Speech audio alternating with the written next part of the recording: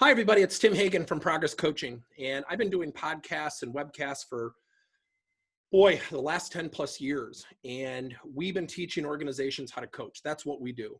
And so today's guest is Cassandra Worthy, and we're going to be very transparent. We've never met each other. We only know each other virtually. So we went through a training program together and came out of one of the breakout rooms laughing hysterically. We don't remember what we were talking about, but we had a lot of fun. And so when I spent some time with her, in her expertise is really unique. And it is so unique, but it's so apropos for this time. So Cassandra, introduce yourself. Tell the audience a little bit about yourself. Sure. What up? Well, first off, Tim, thank you for having me. And even though we've only met virtually, I feel like I know you, like just soul, just connection. So yeah, I'm Cassandra Worthy. As Tim mentioned, I've created this growth mindset called Change Enthusiasm, and I have a consulting firm where that growth mindset and applicable tools are the heart of it. I'm a chemical engineer by trade, and I spent 15 years working in corporate, all in the consumer packaged goods industry, predominantly at Procter & Gamble. And that career was exciting. It was like a chemical engineer's dream, but it was a career that was riddled and going through a lot of shift, a lot of change, multi-billion-dollar acquisitions, organizational restructure, breakthrough innovation. And so I dealt with the emotions of change firsthand and experienced those firsthand. And I decided to pursue the curiosity of bringing something to individuals going through significant change and disruption that's going to help them harness the power of the emotion that is real and very prevalent when you're going through change in your personal and your professional life, how to harness the power of that energy to fuel your growth through change. And that's what Change Enthusiasm Global and my certification arm, We Are Change Enthusiasts LLC business is all about. And so now I travel the world enabling my clients to harness that power of emotion, which I say is a resource that's an infinite supply. It ain't going nowhere. So often when I do public speaking, one of the jokes that I crack is most people avoid change like the plague. Nobody comes into your office and said, boss, I'm really stagnant. You got to get me out of my doldrums. And if you have a role play to make me uncomfortable, that'd be awesome.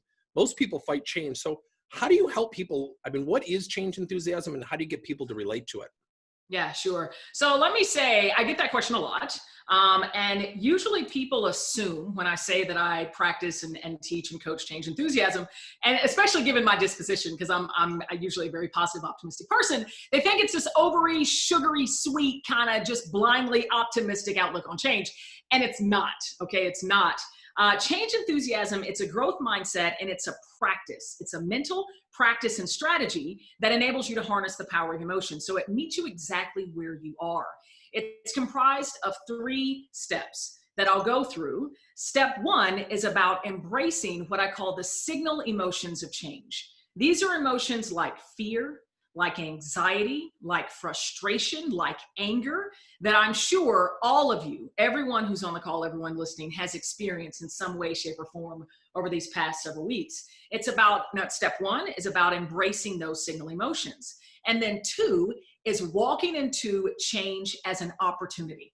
These emotions are signaling you into a moment of opportunity to evolve to your better, to evolve to your best self. And in that second step, it's about understanding, what are my options here? What can I do to maximize this opportunity that these emotions have signaled me into? And then the third step is making that conscious, productive choice to bring about a better feeling and ultimately a better result. And it's about leveraging that power of choice to transform the emotional energy of fear and anxiety and frustration into those, what I call change sustaining emotions like joy, like pride, like enthusiasm. And so the promise of change enthusiasm happens through the practice of this mindset and the practice of experiencing change, failure, disruption. And the more that you go through this, practicing the mindset, like myself, you'll come to realize that all the big change that comes your way, whether it be a global pandemic or something else that might be happening in your business, it's there not to happen to you, but it's happening for you and ultimately to serve your evolution to your best self. So that's why I am a firm believer and a strong practicer of this mindset. And that's why I strive to teach it and spread the knowledge around as much as I possibly can. Well, you had shared with me a comment, and we didn't plan on me asking you this, but I'm gonna test your memory. You had a boss who gave you a favorite quote. Do you remember it? You had shared it with me. A favorite quote? She asked you a question about change. It was one of your former bosses. It was about a mindset. Oh, forget it. So is it when she said you can either get bitter or better? Yes. Explain that. Yes, That is such a great thing that I've heard. Go ahead. Sorry. Yes, goodness. So my very first really big change challenge when I was working in corporate professionally, I'd been at Procter & Gamble for about 3 or 4 years, and I transitioned into a business that had been recently acquired. And it was a multi-billion-dollar acquisition. So it was a really big deal. And, I was brought in, they said, you're going to help continue delivering breakthrough innovation, but we also want you to integrate parent company tools and processes into this technical community, into this business. And I'll tell you, those attempts were met with what I'll call great adversity. It was very much so an us versus them climate, right? And I was lost. I was so frustrated. And I was ready to quit. I was going to walk out of the business just because I was so frustrated. And I decided to turn to a mentor, who was the lady that you were talking about. She was a director at the time, and she had also transitioned in, right? So she was Heritage Parent Company. She really, really great individual. And so I set up this, this agenda with her and was talking through some help requests. And, by the end of the conversation, I'm pretty much just venting to her. And she looks at me and she says, Cassandra, I want to offer you some advice. You can either get bitter or you can get better. It's your choice. Now, at the time, I wasn't as evolved as I am right now. And that pissed me off even more, because I'm like, it's not my choice. I'm not a director. You're the director. I don't have any power. You do. But fortunately, those words, that bitter, better, really, really, really stayed with me. And that was actually when I started to create and cultivate this whole mindset, because I realized, you know what? I do have control over the way that I experience my work. And in doing so, I started integrating and working with my colleagues in a very different way. I wrote this report sharing my perspective. I ended up interviewing some of my colleagues and just really helped to bust down some of those tension points and help to nurture the culture of that organization. And it was awesome. It was awesome. So I'm so grateful to her, because not only did she help me during that really struggling time, but it was also the birth of what is now my business and what I do every day. So, yeah. Well, and I think those moments, so my moment long before I met you is with a gentleman by the name of Jim Lohr, who wrote a book called Stress for Success. And he teaches something not similar, but way back when he said, everything that happens to you, if you frame out in your mind, what opportunity does this present you?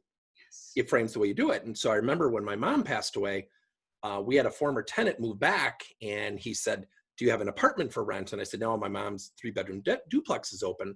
We actually gave it to him for 9 months free in honor of my mom. And this kid is now married, they bought a house. I mean, he keeps in touch with me 15, 20 years later, we're friends. And so I think it's something, when you say practice that mindset, how do you help people do that? I mean, what's been some of your experiences with clients? What are some of their aha moments, if you will? Yeah. So I'll say the one thing that is unique about this, and that clients have been able to grab a hold to, is that emotion speaks across everyone, right? Everyone can identify with emotion. When I talk about being anxious or fearful or frustrated when you're going through change, everyone can relate. And oftentimes when I'm doing keynotes, either live or virtual, I'll have a hand raised to say, have you felt any of these kind of emotions over the past 2 or 3 weeks? Everybody's hands goes up because they can feel that. And so the teaching is to be able to be in tune with those emotions and know that they're there to serve you, because that's the first step. That's what I've noticed in my career. That's what I've seen with all of my clientele. I work with C-suite executives and other professional leaders. It's when you get those emotions that you're sitting usually in your grandest and greatest opportunities. And that's when you really need to think about, how can I maximize this opportunity, and what are the options that I have to do so? And that's when some of the other tools from the firm come into play. But the thing that they can relate to and that helps them is to recognize, if you're getting these signal emotions, this is a good thing. And I congratulate them. I'd say, let them exist. Don't ignore them. Don't diminish them. They're here for a reason. They're welcoming you into this opportunity. How can we work together to maximize that opportunity and leveraging the power of choice? Is that your typical challenge? Because when you just said that, I'm thinking a lot of people suppress that, ignore that, avoid it at that stage. Is that typically the the thing that you've got to get people to do Yes. to embrace, because to walk into something as an opportunity, because that's where you and I hit it off so well. That almost feels like, is this even reality to some people? Because this Yeah. crisis, I mean, we're both in training, coaching, development. This is a horrible time. It actually isn't if you frame it the right way. So is that the major challenge for most people, is actually relating to it and not suppressing it? I think that there are two pitfalls. One of them is consistent with that. And it's ignoring the emotions of change. And oftentimes leaders, I say they employ a hope strategy, that as long as we get the change vision right, as long as we're very clear on roles and responsibilities, people are going to get on board and execution is going to be fine. And they don't do anything to recognize and provide portals and platforms and opportunity for all this emotional energy to flow. And when you don't do that, employees will then get into it. I've been in it, get into the downward spiral thinking, right? And like, this sucks. This is awful. I'm so frustrated. And if you don't allow them a productive way to emote and express that energy and then work to transform it into like hope and joy, etc., then like I said, it's going to lead to higher attrition rates, and that's going to be a downfall of your change success. I said that there was two, and I'm blanking on the second one because this one's so important. Important for leaders to show empathy when you're going through change. And I tell my clients, you need to put intentionality behind that. Set a time when you're having one-on-ones with your direct reports, intentionally set a time. 10, 15 minutes in your agenda to say, we're going to reserve this time. And I just want to know, how are you managing the change? How is this? How are you feeling? How are you going through this? And is there anything that I can do to help? And truly listen. Don't just do it just to go through the motions. Truly listen. And that's so important because, again, that provides that productive conduit for that emotional energy to flow. Well, and you talk about a mindset and practice. You've used the word practice a couple of times. One of the things I find interesting in our business is people keep bringing up the word empathy. And I said, it's not a button. Yeah. It needs to be you can't just go up to a guy or gal who's not empathetic and say, by the way, you not got to be empathetic. And that's where we met with our EIQ training.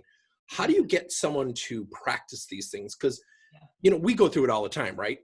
I don't have time to practice. Yet you can't be empathetic. You can't be intentional because someone just said, be intentional. If it were that easy, you and I might not be in business.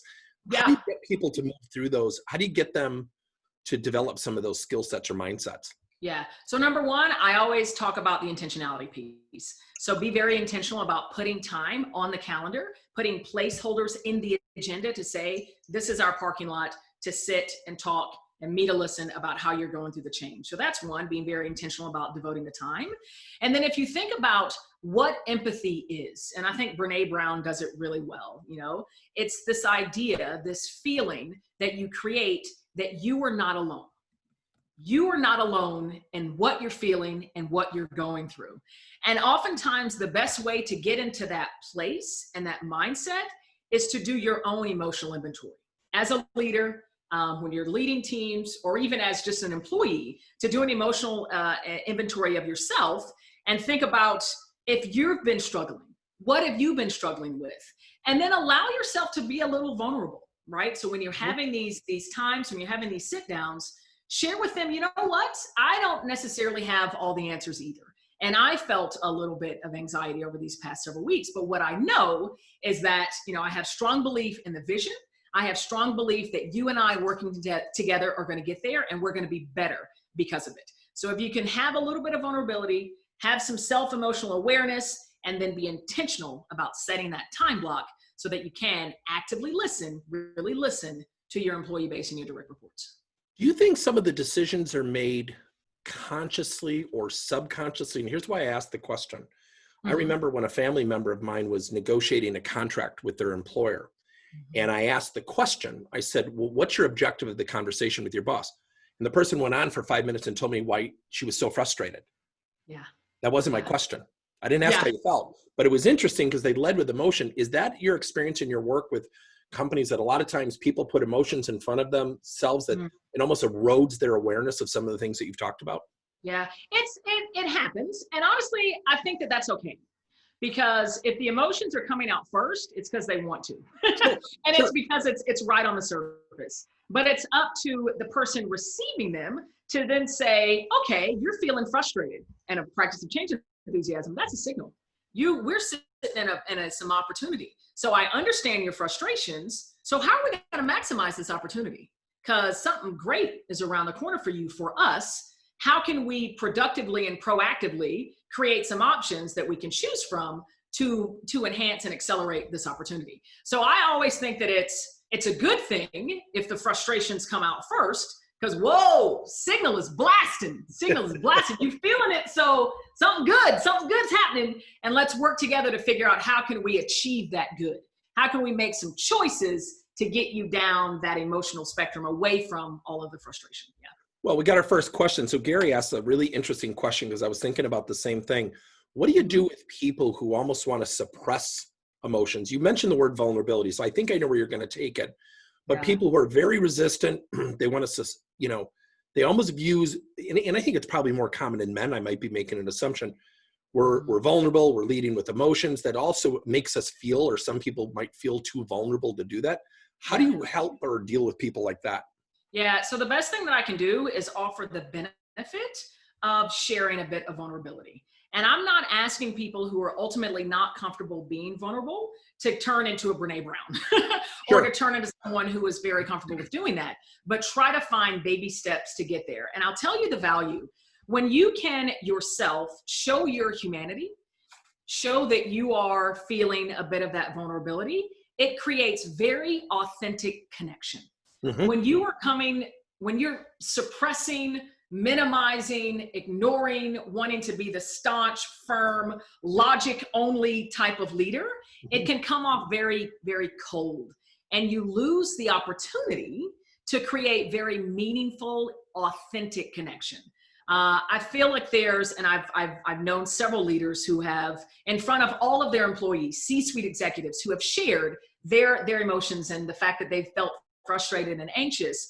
And the way that can bring people together, and the connection that you can have, and with that heart it's huge. And when you do that, man, people are going to get on board and they're going to want to follow where you're going.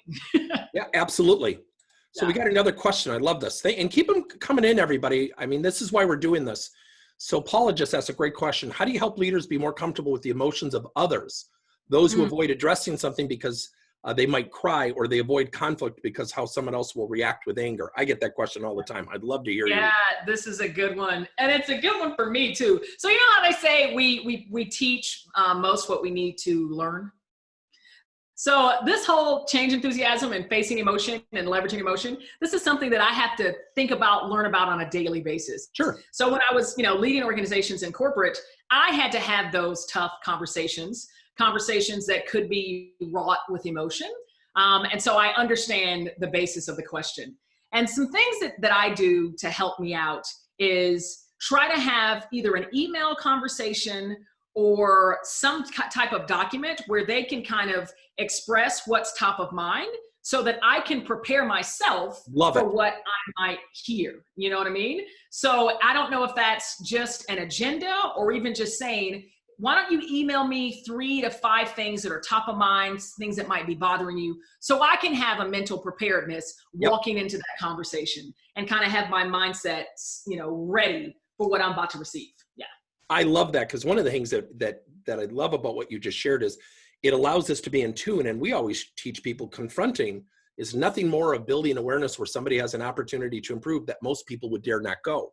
Yeah. But then we magically get thrown together because we have to now have the conversation. Emotions have built up. Yep. I love your suggestion about the email, because I'm sure some of our audience members heard email. Wait a minute, you also diffuse the emotion by using the email to kind of prep for the conversation. Has that been your case? Absolutely. And then the other tidbit that I would offer is, oftentimes when you're sitting in front of an employee or with a teammate and they're emoting, they're expressing frustration, I know it's my natural tendency to want to fix. Sure. I want to fix. How can I make this right? How can we get you better? And sometimes they just need you to sit there and listen.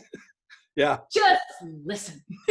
Just allow them to let that emotion out, to let that energy flow.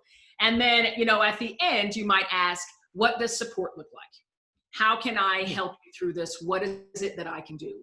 And then at that point, it can be more of a follow-up. So you can put some intentionality behind how you're going to add the support, as opposed to just trying to throw solutions at them that if you do it too often could just lead to even more overwhelm, when oftentimes people are just wanting you to sit and listen. And I'll actually sometimes preface one-on-ones with, are you looking for me to come to the table with solutions? Sure. Do you want this to be a brainstorming session? Or can I just be here and listen to what you're going through? How should I think about framing this conversation? I love that. Here's another great question from Susan. I hadn't thought of this. What if you're not being impacted by change and you have to discuss it with someone who is being impacted?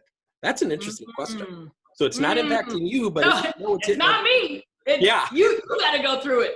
So you know what? You might not be impacted by the exact change they're going through, but I bet you've been through change before. I bet you've experienced the tough emotions of change. I bet you could put yourself in their shoes, because change is constant, right? So you've probably been through it.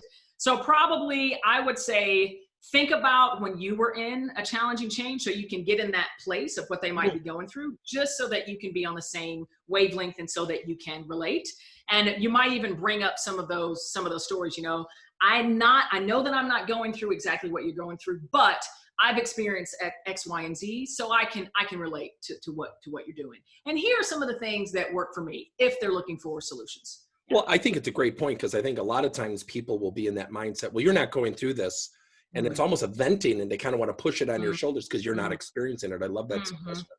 Yeah. So Dee just asked a great question. How do you sustain any tip that positive emotion when you're about to deal with someone who is always negative in all things? Oh, I've got a whole course on that, but you go first. I want your answer to this too. Okay. So how do you deal with someone who's always negative?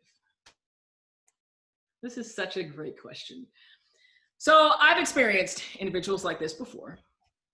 And oftentimes when people are carrying negative emotion, some of the benefit, some of the value that they bring to the organization is that they're highly critical.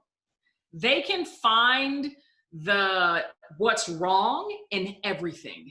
And I like to celebrate that fact and say, I'm coming to you because I know that you have a very analytical mind. You can be very critical, and you want to celebrate that as a gift, and just say that you're coming to them for help. And hopefully that will disarm them a bit, so that they're coming from a place of, oh, she's looking for support. All right, well, let me see how I can support her. As opposed to, this sucks, this is terrible, this is horrible, you think about this, all that kind of stuff. So that's one tidbit. And I know those interactions can be very challenging, but I'm curious to know your answer. Yeah, it's tough, because I think about that in two ways. I think when someone is really negative, you have to be relentlessly positive. Because I think people have two brains, the right and left brain, but I think it's a positive and a negative brain. I always make the joke that people don't go home and my wife says, Tim, how was your day? I don't say neutral. I didn't have a feeling from 8 to 5. We usually have a good day, or we don't have such a good day. And then I insert something called opposite insertion questions. I might say, Cassandra, the team really needs to embrace this change. What do you think you can do to positively help yourself and other people? And I'll frame out the question like you were talking about earlier. Most people who are negative have it fueling their brain, so it's their output. And a lot of what's fueling their brain is their own insertion of their thoughts, their interpretations of other things. Yeah. We have a lot of questions. I love this. Okay. So, here's a loaded one from Claire. How would you handle a team member leader who berates you individually and tries to sway the team for good ideas? Who berates you individually? Yes. So you mean like on one-on-one, they're berating you and then trying to sway the team to present good ideas. So on one hand, they're being, not very positive and berating you. And then, oh, by the way, I want your good ideas. So it really goes at the foundation of, we're changing, I need your ideas, but I'm also not treating you respectfully. At least that's the way I put it. That, in my opinion, is very deserving of a one-on-one and a very real conversation about how your actions are impacting me. Yep. And here's where I need this dynamic to change in order for us to move forward in a productive way. Because if you don't address that one-on-one in a very stern way, it'll never stop. And it could expand and get worse. Well, and I think a lot of times what we tend, and so Claire, I think it's a great question. I think a lot of times we think change is flowing downward always. It doesn't. It can also flow upward. It can flow side to side. Has that been your experience? Absolutely. It comes from all directions. And I always tell people, so I talk about when you're leading through change, the importance of authenticity and bringing your full self into work. And I try to coach my C-suite executives in leadership that they need to be fostering and nurturing that authenticity and inviting the ideas, inviting the different, thought processes, because you might think the change vision is this, and this is the direction you need to go, but somebody else could have a way better idea about how to do it. And so when you're going through change, it's very dynamic. It's wrought with a lot of emotion, and also could be a lot of great ideas as well. And the organization is very fluid. It breathes, and you have to breathe with it. Yeah. So when you talk about authenticity, so what I do, I always tell people when I'm doing these interviews, I take a lot of notes. None of them make sense. But you mentioned— Does that make sense to you? You mentioned the word authenticity now 7 times. And it's one of those nebulous, ambiguous things, because, I think you're one of the most authentic people I've ever met. Now, we've spent some time together. Yeah. You run into the situation where there's the perception of a lack of authenticity with an executive or somebody, because that's kind of that authenticity is not something you touch and feel. It's something you facilitate. How do you help people do that? Because that authenticity is huge. Most leaders won't walk into our offices and say, Cassandra, Tim, I'm really lacking authenticity. I mean, most of us think we're pretty authentic people. Yeah. How do you help that with that perception? Yeah. So first off, let me tackle the bear of authenticity.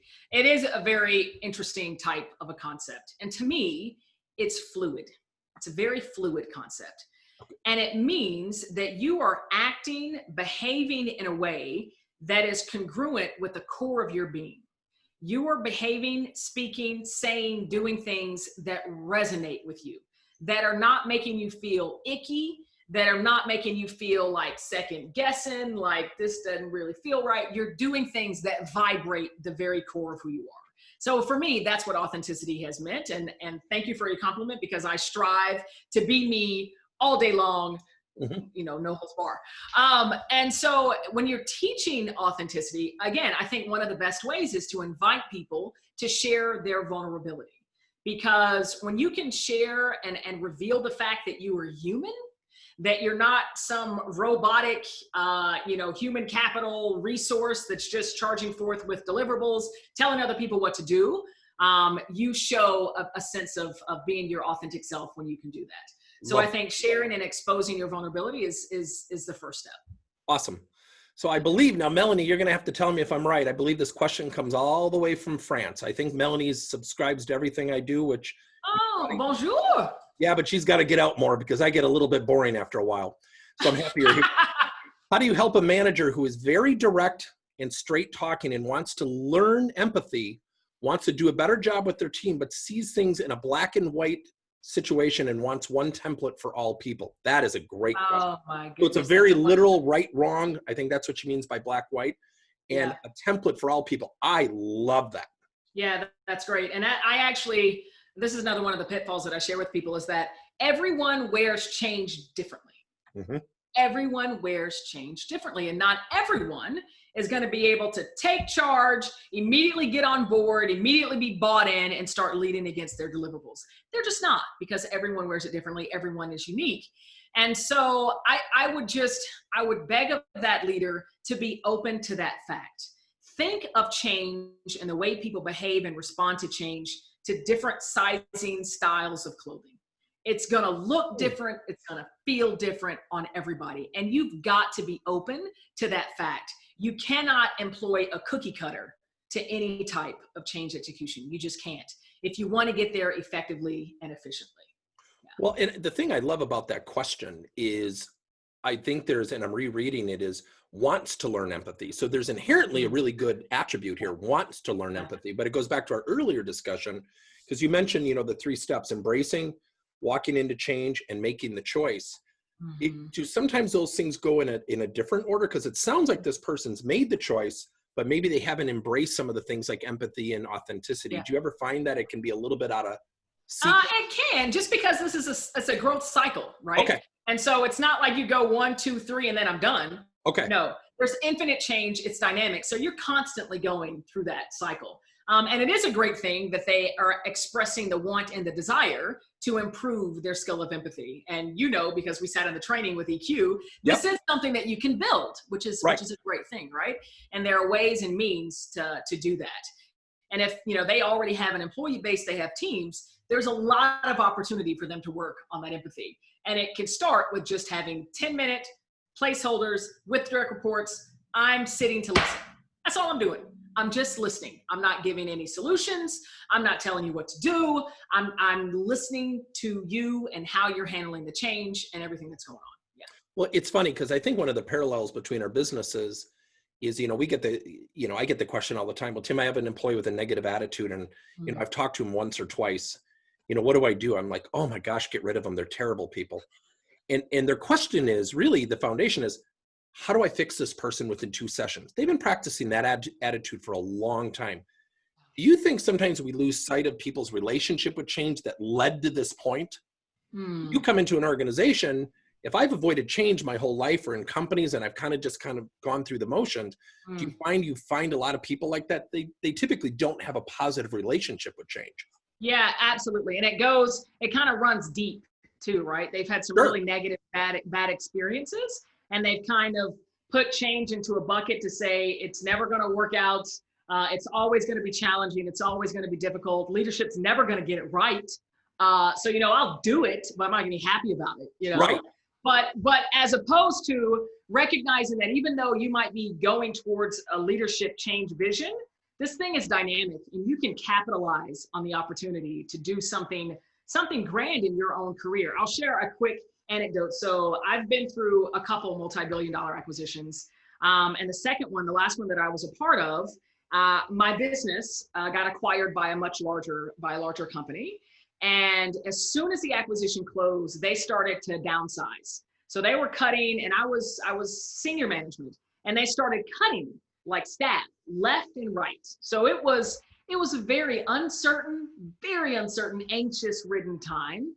And I remember we were going through budget reviews, and my manager, who was a new manager, he didn't come from the company I came from. He didn't know me. He'd only, been with me for a couple months. And he's sitting in my office and he's like, Cassandra, I like you and I want to keep you, but I'm just not seeing a lot of value in having you around in a couple of years. So immediately got a signal. Like the hair on the back of my neck stood up. I know it stands up regularly here, but the back of my neck stood up. My mouth went dry. When he left my office, I quit what I was doing. Like I got on LinkedIn. I was on my resume. I was like, oh my gosh. I couldn't stop this thought. The worst had just happened. I'm about to lose my job. But then I realized, being a practicing change enthusiast, I'm getting my signals and I'm getting them very, very strongly. So it means I must be in a moment of opportunity. So I started thinking, all right, so what are some options that I have here, right? So he's basically given me about 2 years with a paycheck. He's going to pay me for a couple of years to figure out, what could be my next position, whether it be inside or outside of the company. And so I made the conscious choice to start exploring what could be possible inside that company, but then in a different organization. And over the course of about 4 months, practicing the mindset, recognizing the signals, making those choices, I worked with leadership to create a role for myself. And it was within 6 months of the acquisition. It was a really amazing role. It was a blended role, something that the company hadn't seen before. It better leveraged my passions and my skills. And I loved it. And it was because of going through this big major acquisition and this big major change and being able to use the power of choice to kind of chart my way. Yeah. So do you feel like you take that example, because you hear that a lot, and you hear about, and I just wrote down the words, and this is kind of crass, so bear with me. Yeah. You could have played the role of victim and sat on the role of victim for a while. Do you find victim versus choice is a really difficult one for people? Because there's a lot of people, when that happens, like it happened to you, they go, look what they did to me. And I always say to people, they're not in charge of you. You are in charge of you. Do you find that? Of course. And oftentimes, and I've been guilty of it too. I mean, you heard when I went to that director saying, look what these people are doing to me. You need to fire these people. Because oftentimes it's easier to remove yourself from it and say, this is out of my control. So this is happening to me. There's nothing I can do about it. Woe is me. And then that's that downward spiral. That's just using that frustration just to churn and churn and churn. But you really do have the power of choice. You control your destiny. You control how you maneuver that change experience and use it, to your best, to your advantage. And ultimately, you control how you feel. you control your own emotional landscape. And you wield this great power of choice. So it's like all this cool stuff that's happening. You got this infinite reserve of emotions that are always going to signal you. You know, I've been doing this for over a decade, but I still get angry. I still get frustrated. And so they're still here to serve you. And then you've got this massive power of choice to chart your way. So these are great resources, great tools. Cool. Last question. I love this. How do you help leaders who are bent on holding to an old culture? Oh, we don't have any of that in the world. An old culture, despite the obvious fact that there's a need for culture change. Team members seem to have embraced the need for change in the new culture, but the actions of some leaders tend to negate any progress that is made. How do you get those leaders on board? In 3 words or less. Nope, that's not going to happen. So That's one of the best questions I've heard. It's huge, and that question is part of the reason why I have a job. why my business does the thing that it does. I will say, I firmly believe that the reason that those people, individuals, want to hold on to the culture as it is because of the fear of making the change and going into an unknown and a dynamic that they're not familiar with. When you're in this level of comfort, it's not that scary. You know it, you're familiar with it. It's been working for you. You know, they're leaders, so they've advanced. They've done fine in the culture. And so there's a fear in that unknown. And when you can, again, leverage this idea of change enthusiasm and say, you seems like you might not want to be in a level of discomfort and go into a new culture.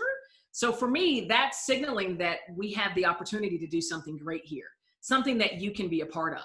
And you can always go back to, what is the benefit of making the change, of slowly transforming the culture, and the excitement of that leader being a part of it, being a champion of it, and going down and making that be a part of their legacy. So that could be really exciting for them and kind of play to their, you know, you don't say ego, but, you know, them being a leader and leading that culture in that company. Yeah. So let me interpret this. Last question. That was the second to last question.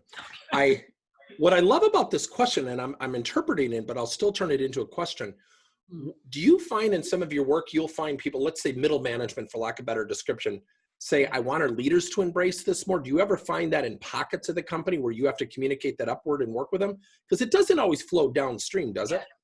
No, it doesn't. But I will say that when you're talking about managing and executing change, one of the best ways to do that is role modeling the behavior that you wish to see in the organization. And the strongest role models are often at the top, right? So it doesn't always flow that way, but I would say it's most effective and efficient when it does. Okay. And so my initial engagements with my clients typically stem from senior leadership. Okay. I want them bought in to the teaching, to the mindset. I want them role modeling that mindset. And then that will inspire the employees in the organization to do the same. I'm a firm believer that sustainable change finds its rooting in belief. And the sustainable change finds its rooting in belief. What your employees believe is the way that anything will manifest. What your culture looks like, the way that, you know, anything is executed, it's all rooted in belief. So when you can change the belief of an organization and then individual employees, that's when you're going to really reach sustainable change. And that belief is nurtured through role modeling. Role modeling. What are they seeing consistently in the behavior of the leadership team? What are they consistently hearing from the leadership team? And then once that starts taking hold, then you get this whole contagion. Everyone's doing the same thing. And then before you know it, your change has been adopted or your culture is transformed.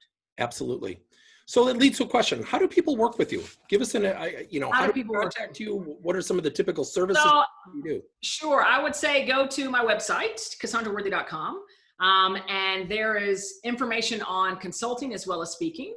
I would say usually my initial engagement is for a speaking engagement. So I do both in person and virtual, where I'm sharing the message of change enthusiasm. I have a keynote that's leadership focused.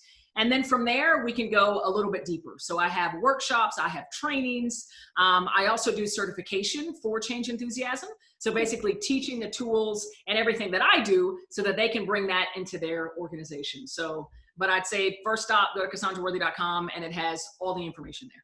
Yeah, because Dee just asked that. What was the website again? We both talk fast. CassandraWorthy.com. You got it, Dee? No, I appreciate you doing this because we've gotten to know each other, and it's one of those topics with everything going on today that is so interesting because, I mean, I always go back to, you know, what we do with coaching. If people were coaching before the crisis, they're in better shape than people who weren't coaching. Yeah. Because they're going to have different, so people who embrace change before the crisis versus people who fight it like the plague, they're going to have varying degrees. And that's why, I mean, you think about today, if you owned a restaurant, you are faced with change every 10 minutes. Every 10 minutes. And you can't just stop it and say, oh, by the way, I don't want to have change today. Yeah, no, it's constant. And that's why I say this is a cycle.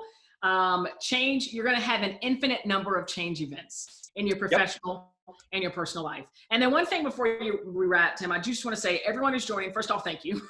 Thank you for joining. Thank you for tuning in.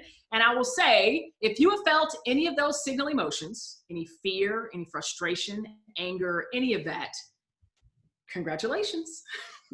Congratulations.